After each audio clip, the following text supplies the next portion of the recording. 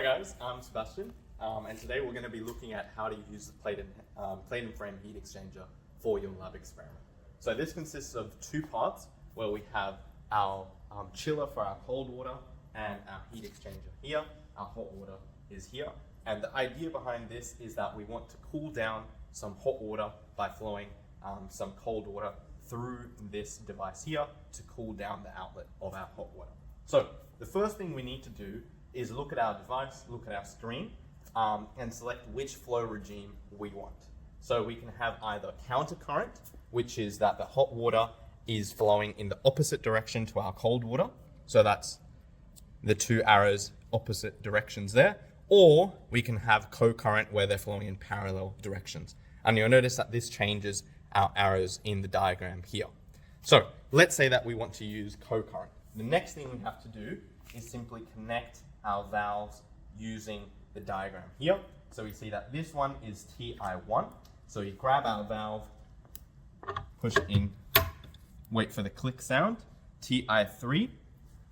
So that's our hot water outlet. This is our inlet, our hot water outlet. There we go. Next we have TI4. So this is our cold water inlet. And this is our cold water outlet. Okay, so we've connected all of our valves now. We can start turning our heat exchanger on. What does that mean? So this, if we press this, it'll go from gray to green. This has turned on our heating element here, and this will start heating our hot water. We turn on our chiller. This will start cooling down our cold water. This is the pump for the cold water, and this is the pump for the hot water.